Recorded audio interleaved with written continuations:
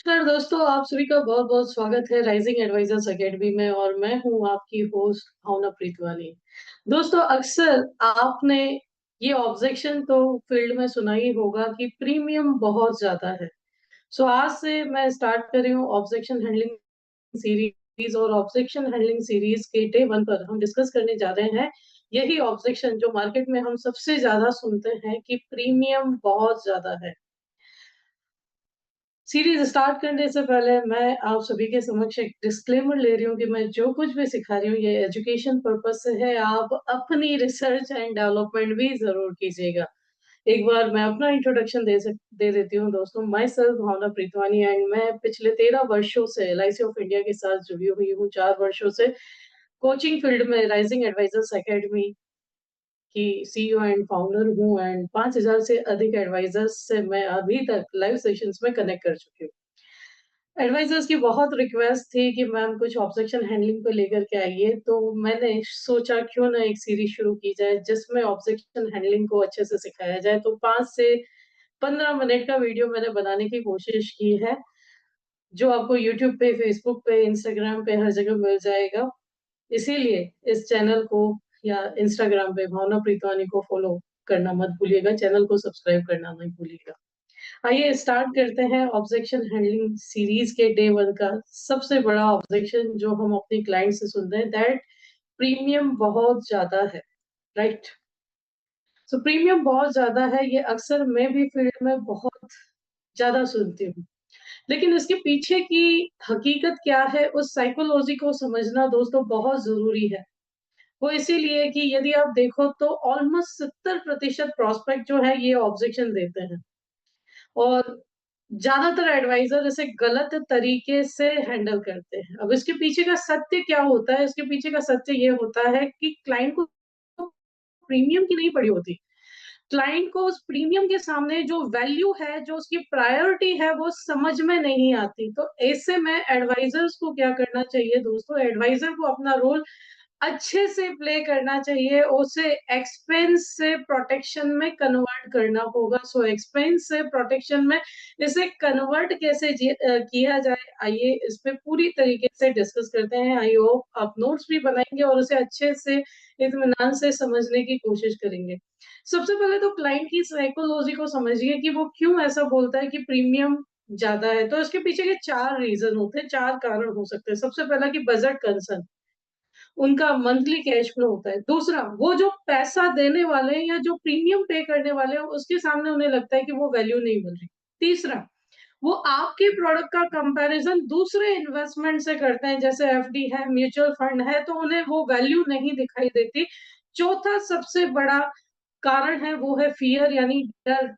Insurance products long term commitment products हैं और उन्हें डर लगता है लॉन्ग टर्म के कमिटमेंट में। सो आपका इम्पोर्टेंट रोल क्या है? क्लाइंट प्रीमियम नहीं, अनसर्टेनिटी से डरता है और इस डर को आपको दूर करना होगा। हर ऑब्जेक्शन के पीछे एक हिडन फियर होता है जिसे आपको अच्छा रोल प्ले करके दूर करना होगा। जब आप ये समझेंगे कि ऑब्जेक्शन एक्चुअली एक इमोशन है, तब आप सही रिस्पॉन्स दे पाएंगे। आपको वहां पे आर्ग्यूमेंट नहीं देनी। आपको वहां पे क्या करना है ये हम आगे देखेंगे, लेकिन सबसे पहले साइकोलॉजी को समझने की कोशिश करना कि इन चारों में से कौन सा कारण है जिसके कारण क्लाइंट आपको ये ऑब्जेक्शन दे रहा है।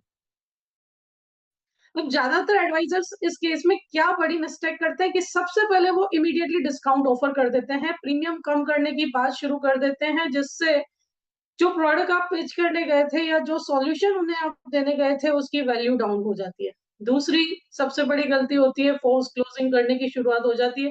क्लाइंट रेडी नहीं है और आप उन पे प्रेशर डालना शुरू करते हैं और इससे क्या होता है, कभी कभी रिलेशन भी बिगड़ जाते हैं, ट्रस्ट भी टूट जाता है। तीसरा सबसे बड़ा प्रॉब्लम क्या है, प्लान चेंज कर देते हैं। सबसे बड़ी गलती, रिक्वायरमेंट उन्हें किस प्लान की थी, आपने वो पिच किया और प्रीमियम ज्यादा बोल दिया, आपने प्लान चेंज कर दिया। दोस्तों ये मिस सेलिंग हो जाएगी। बिना समझे प्लान रिप्लेस करना यानी वैल्यू भी डाउन करना और क्लाइंट को और कंफ्यूज करना। और सबसे बड़ी मिस्टेक फोर्थ जो आप करते हो, कन्विंस करना। आप लॉजिक से कन्विंस करने की कोशिश करते हो, जबकि ज्यादातर इंश्योरेंस प्रोडक्ट्स इमोशंस के कारण बाय किए जाते हैं। आप इमोशंस को इग्नोर कर रहे हो। यदि इमोशंस वहां जुड़े हुए होंगे तो वो क्लोजिंग जल्दी हो सकती है, लेकिन आप लॉजिकली ज्यादा उतरेंगे तो हो सकता है वो डील आपके हाथ से चली जाए।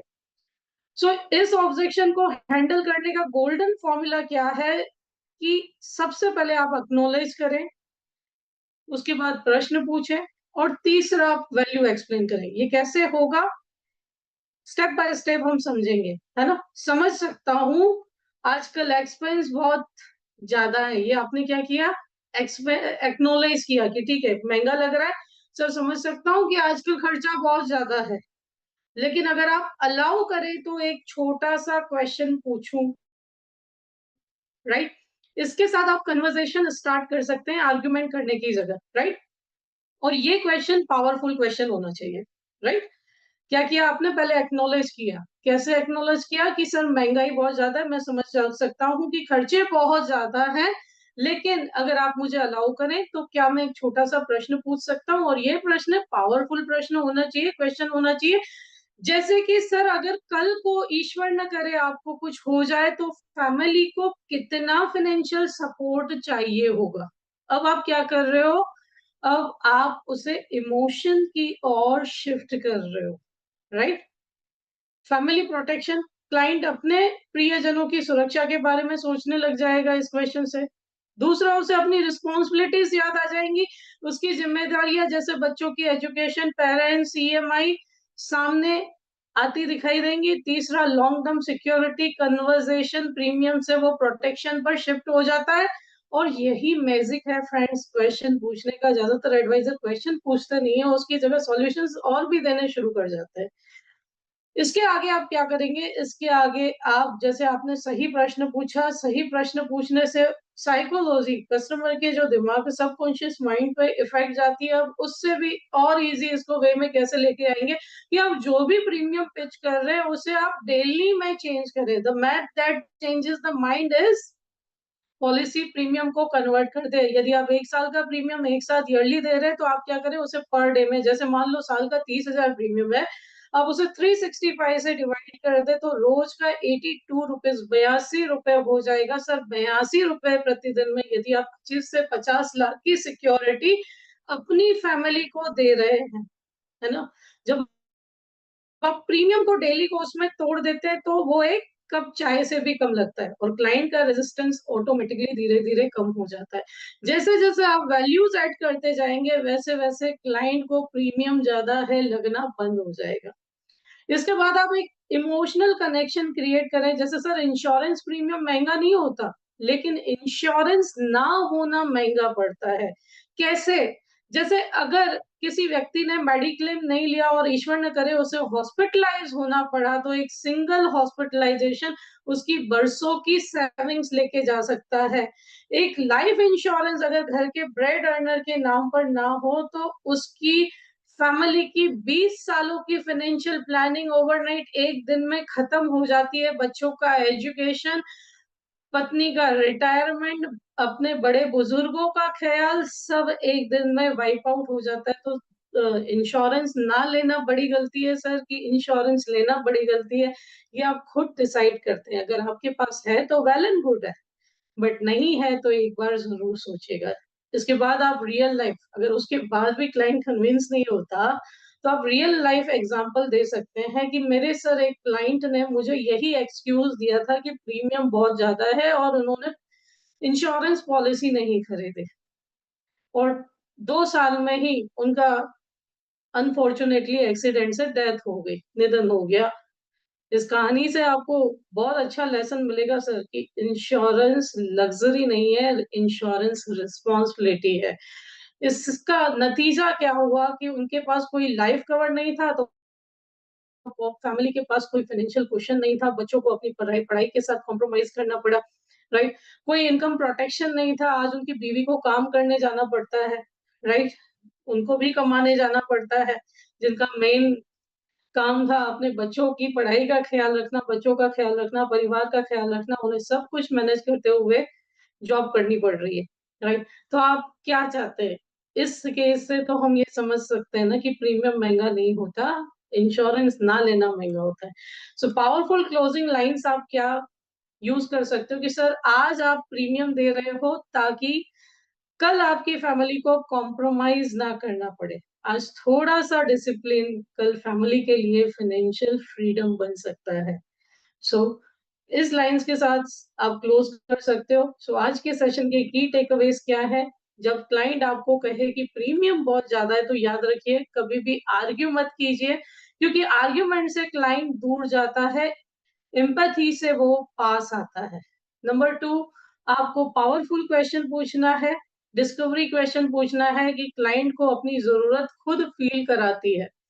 नंबर 3 क्या करना है, रियल वैल्यू बतानी है, प्रीमियम को प्रोटेक्शन के पर्सपेक्टिव में प्रेज़ेंट करना है। नंबर 4 प्रीमियम को डेली कॉस्ट में ब्रेकआउट करना है जिससे उसे और सस्ता लगे और इमोशनल कनेक्शन जो उसके हार्ट को पहले टच करे और माइंड को बाद में लॉजिक पे लेके जाए। तो ये आज के ऑब्जेक्शन के 5 टेकअवेज़ थे कि insurance is not expensive, being unprotected is expensive. यदि आपको आज का सेशन अच्छा लगा हो तो अपने एडवाइजर मित्रों के साथ शेयर कीजिएगा। आप हमें इंस्टाग्राम पे फॉलो कर सकते हैं, यूट्यूब पे सब्सक्राइब कर सकते हैं, फेसबुक पे भी आप फॉलो कर सकते हैं। हमारी व्हाट्सएप कम्युनिटी जिसका लिंक डिस्क्रिप्शन में दिया हुआ ज्वाइन कर सकते हैं और प्रोफेशनल कोर्सेज के लिए आप लॉग ऑन कर सकते हैं www.risingadvisorsacademy.in पर जिस पर आपको अलग-अलग कोर्सेज यदि आप पूरा बेसिक टू एडवांस चाहते हैं तो फाइनेंशियल डॉक्टर है, यदि सिर्फ बेसिक सीखना चाहते हैं तो आपको बेसिक कोर्स मिलेगा और यदि सिर्फ एलआईसी एप्लीकेशन डिजिटल ऐप सीखना चाहते हैं एलआईसी की तो एप्लीकेशन का कोर्स भी है, ऑब्जेक्शन हैंडलिंग सीरीज उसमें डल जाएगी और अंडरराइटिंग का भी कोर्स डाला हुआ है। तो आप जो चाहें आपके बजट में जो हो आप सीख करके अपग्रेड कर सकते हैं। थैंक यू सो मच इस वीडियो को लास्ट तक देखने के लिए। Like, share, comment and subscribe करना ना भूलें। Thank you so much. Signing off Bhavna Pritwani and फिर मिलूंगी आपसे ऑब्जेक्शन 2 के साथ। Wish you very all the best.